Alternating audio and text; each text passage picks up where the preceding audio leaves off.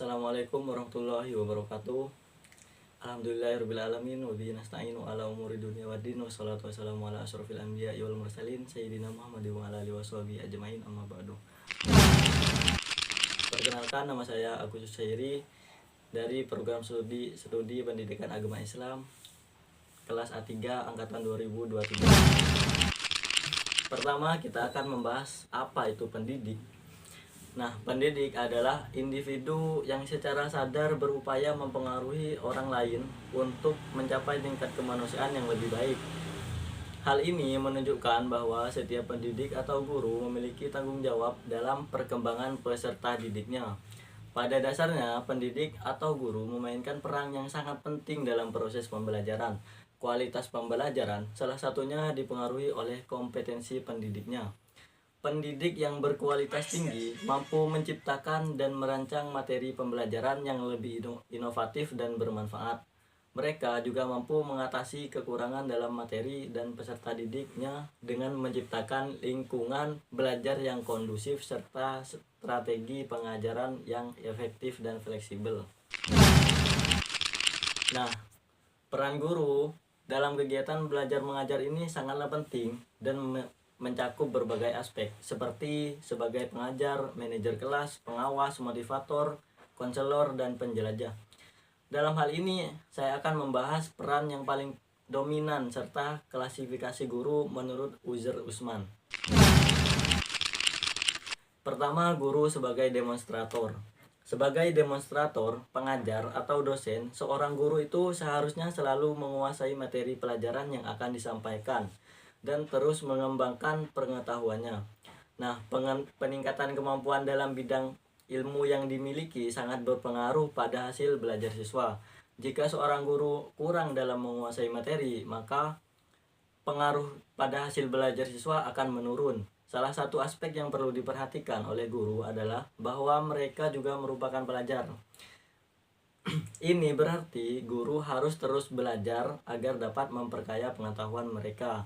Dengan cara ini, mereka dapat melaksanakan tugas sebagai demonstrator dengan baik, sehingga mampu mengajarkan materi secara efektif dan memastikan bahwa siswa benar-benar paham atas apa yang mereka ajarkan. Peran yang kedua adalah guru sebagai pengelola kelas. Dalam proses belajar dan mengajar, itu memerlukan partisipasi aktif dari siswa dan guru. Keduanya ini saling terkait dan tidak ada yang lebih utama antara mengajar dan belajar, karena masing-masing memiliki peran yang sangat berpengaruh. Keberhasilan seorang guru itu tergantung seberapa aktif siswa yang belajar. Begitu juga siswa. Keberhasilan siswa itu tergantung kepada pengajaran seorang guru. Mengajar dapat dipahami sebagai cara untuk menyampaikan atau membagikan pengetahuan dan pemikiran. William Burton menjelaskan bahwa mengajar merupakan usaha untuk memberikan rangsangan, bimbingan, arahan, dan motivasi kepada siswa agar proses pembelajaran dapat terjadi. Dalam konteks ini, peran guru sangat krusial dalam mengelola kelas agar pembelajaran dan pengajaran dapat berlangsung dengan baik. Peran yang ketiga adalah guru sebagai mediator. Sebagai seorang mediator, guru seharusnya memiliki pengetahuan dan pemahaman yang memadai mengenai media pendidikan. Media pendidikan berfungsi sebagai alat komunikasi yang dapat meningkatkan efektivitas dalam proses belajar dan mengajar. Oleh karena itu, dapat disimpulkan bahwa media pendidikan adalah elemen penting dalam pembelajaran yang sangat diperlukan, yang bersifat pelengkap dan merupakan bagian yang tak terpisahkan untuk mencapai keberhasilan dalam pendidikan. Peran yang keempat adalah guru sebagai fasilitator. Nah, sebagai fasilitator, seorang guru itu perlu berupaya menyediakan sumber belajar yang bermanfaat dan dapat mendukung pencapaian tujuan serta proses pembelajaran, baik itu dalam bentuk narasumber, buku teks, majalah, maupun surat kabar. Peran yang kelima adalah guru sebagai evaluator. Dalam sektor pendidikan, setiap tipe atau bentuk pendidikan akan menjadi evaluasi pada waktu-waktu tertentu dalam suatu periode pendidikan. Hal ini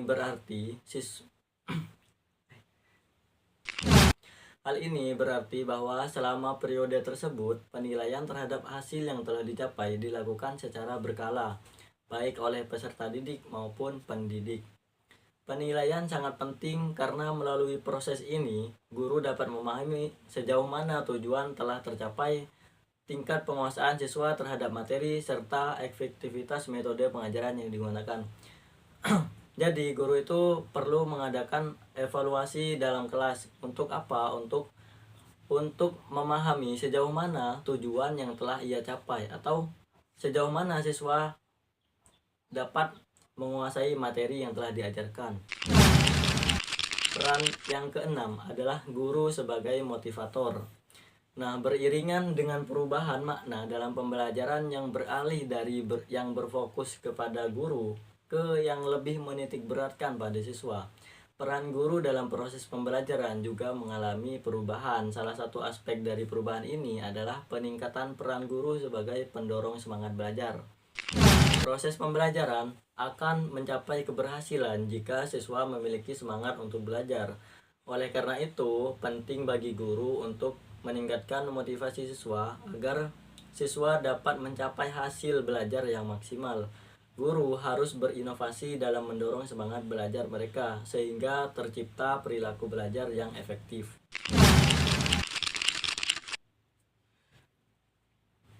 Pembahasan yang kedua, kita akan membahas peran guru dalam masyarakat. Peran guru dalam masyarakat ini ada varian macam. Yang pertama, hubungan guru dengan masyarakat elit. Sejarah mencatat bahwa di era Mesir kuno, para guru merupakan para filsuf yang berperan sebagai penasihat raja.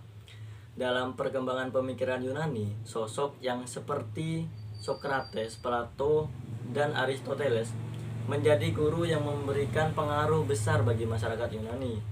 Aristoteles sendiri adalah pendidik bagi Iskandar Zulkarnain yang berkuasa sebagai kaisar Yunani hingga akhir hayatnya. Selain dalam sejarah Mesir kuno, dalam sejarah Islam juga para ulama dan guru selalu terlibat dalam berbagai aktivitas Nabi Muhammad SAW dan berfungsi sebagai utusan Rasulullah ke negara-negara tetangga, baik sebagai perwakilan maupun untuk menyebarkan syiar Islam.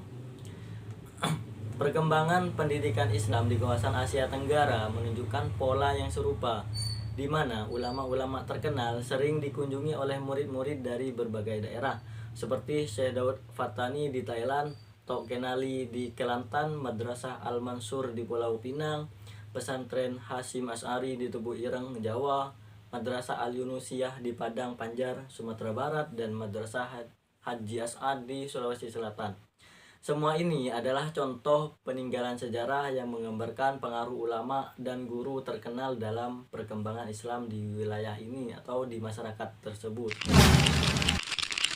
Yang kedua adalah hubungan guru dengan masyarakat menengah. Menurut Global Teacher Status Index yang dirilis pada Oktober 2013, posisi sosial guru di 21 negara yang diteliti menempati peringkat ke-7 di antara 14 profesi yang dihormati.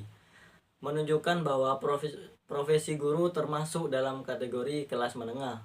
Namun di 3 negara, status sosial guru dianggap setara dengan pekerja sosial. Di Amerika Serikat, Brazil, Prancis, dan Turki, status guru disamakan dengan pustakawan. Dari hasil studi tersebut dapat disimpulkan bahwa hubungan guru dengan masyarakat menengah adalah interaksi guru dengan lingkungan sekitar. Namun, peran guru di Indonesia memiliki karakteristik yang berbeda dibandingkan dengan yang dijelaskan dalam penelitian sebelumnya. Guru-guru berintegrasi dengan masyarakat dan secara aktif mengambil inisiatif dalam berbagai kegiatan sosial. Mereka berasal dari berbagai lapisan sosial dan ekonomi dengan latar belakang yang lebih bervariasi. Hal ini merupakan hasil dari upaya besar dalam pembangunan pendidikan nasional yang dimulai pada tahun 1970-an, yang menekankan pemerataan dan perluasan akses pendidikan bagi anak-anak. Di samping fokus pada kualitas dan relevansi, sebagai akibatnya jumlah guru perlu ditingkatkan dan proses rekrutmen calon guru menjadi lebih terbuka bagi berbagai latar belakang, yang kemudian mengubah peran mereka. Yang ketiga adalah hubungan guru dengan masyarakat pinggiran. Mayoritas guru di wilayah pedesaan menganggap sekolah sebagai lingkungan kerja yang menyenangkan. Namun, beberapa dari mereka mengalami tantangan dalam menyesuaikan diri dengan tatanan sosial masyarakat pedesaan yang bersifat tradisional. Administrasi di sekolah seringkali bersifat informal dan dukungan untuk kegiatan ekstrakurikuler sangat diharapkan. Banyak juga guru terlibat dalam pekerjaan tambahan, serta banyak di antara mereka yang belum sepenuhnya menyadari peran penting sektor pertanian dan dalam ekonomi masyarakat pedesaan. Penting untuk diingat bahwa dalam upaya membangun masyarakat, khususnya di kawasan pedesaan yang menjadi tempat sebagian besar masyarakat kita bekerja, guru memainkan peran penting melalui berbagai lembaga sosial yang ada. Kepercayaan dari masyarakat dan pemerintah lokal terhadap guru sangat kuat, yang terlihat dari peran guru sebagai mitra dalam berbagai kegiatan di tingkat desa dan kecamatan. Dalam pelaksanaan kuliah kerja nyata atau yang disebut KKN, biasanya orang yang ditunjuk sebagai rekan kerja mahasiswa adalah para guru dari tingkat SD, SLTP, atau SLTA.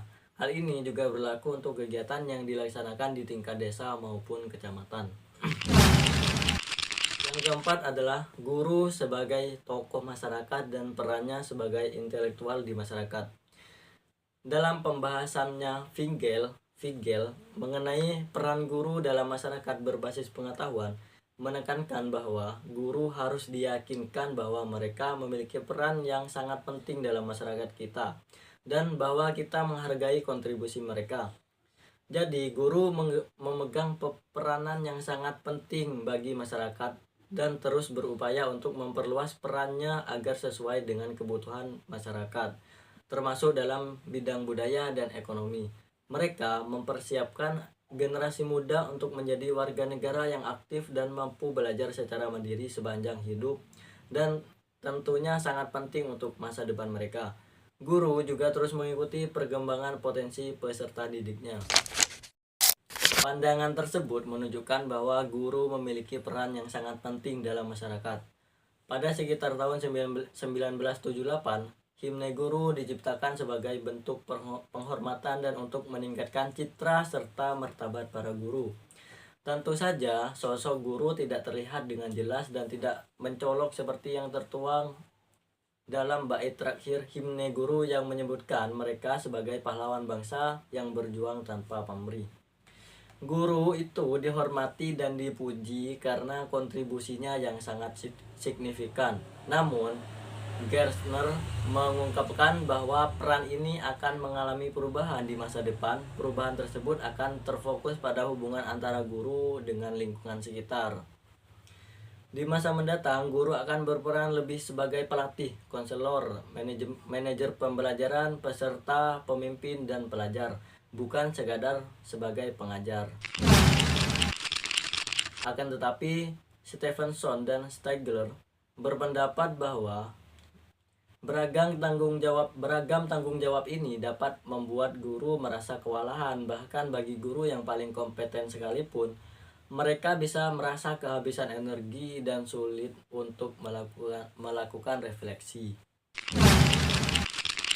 Sekian materi yang dapat saya sampaikan. Apabila ada kesalahan atau kekurangan, saya mohon maaf sebesar-besarnya. Wabillahi taufiq wal hidayah. Wassalamualaikum warahmatullahi wabarakatuh.